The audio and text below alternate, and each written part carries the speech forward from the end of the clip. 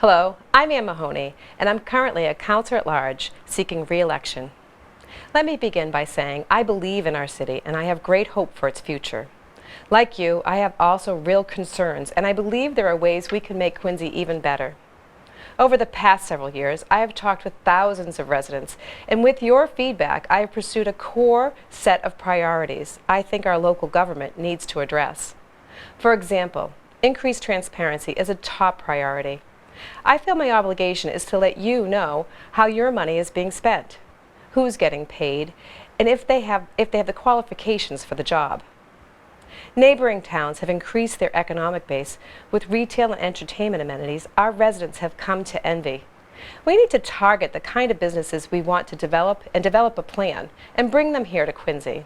As your counselor at large, I've pushed to have the Economic Development Department appear before the council to review their strategies and efforts. Let me assure you, we can do more. We continue to see enormous amounts of development in our city. I have stood up to developers, questioned their integrity of their plans, and pointed out suspect traffic studies. I have helped neighborhood associations organize and prepare to fight over development. The council will soon be undergoing a full city zoning review. I will move to amend zoning laws to preserve the character of Quincy. Traffic is not a new issue, but it continues to get worse due to increased development throughout Quincy. I proposed smart traffic signals during my first campaign, and it was great to see those adopted. Now we must analyze the data and apply the findings to other intersections. I will continue to push for a comprehensive plan that addresses increased traffic, ensures pedestrian safety, and includes bicycles and alternative energy vehicles. 2 years ago, I said I would be independent and stand up for the residents of Quincy. I have done that. I have voiced your concerns over poor city planning, increased spending, and development projects that hurt our neighborhoods. Sometimes I'm the only dissenting vote. Recently, I was the only counselor to vote against the LDA. Why? Because I believe the two Fox Rock developments, downtown and Hospital Hill, are linked, and this created an opportunity for the council to get some remediation for the Hospital Hill neighbors. I think a yes vote sold out the neighborhood, essentially leaving them to fend for themselves. With the largest, densest development in the city, I stood with Quincy neighbors, because that's what I was elected to do. I advocated for my fellow MBTA commuters. As your vocal representative, I got remediation, including additional shuttle buses. Charlie cards, your subway passes, are now honored on the commuter rail, and we reduced parking fees.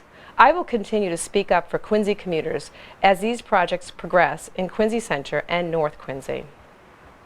When I first ran for office, I promised the LGBTQ community that I would help them get the recognition they deserved. What started as a small group of friends and volunteers around my kitchen table led to Quincy's first LGBTQ celebration in June of 2018. 2 annual Q Pride Days later, and these efforts have led to Quincy Pride, Inc., a 501c3 organization. I led the way towards the reinstatement of Quincy's Commission on Disability.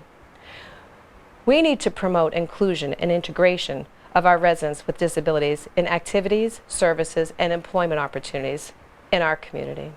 I'm so very proud that this November they will be having their first meeting.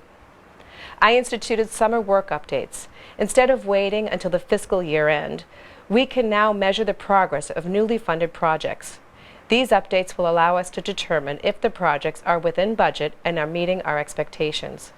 These past 2 years have gone by quickly, and I have learned a great deal about how our city conducts the people's business. For the first time in a long time, your questions are being asked, and let me be clear, if the city has a good project, I will support it. But if it doesn't make sense, is poorly planned, or simply creates more jobs for connected individuals, I will continue to stand up and say no. I look forward to continuing on the Quincy City Council, and I humbly ask for one of your 3 votes on Tuesday, November 5th, for Quincy City Councilor at Large. Go to votemahoney.com to sign up and become part of our campaign. I want to thank QATV for this important public service, and thank you, the voters of Quincy.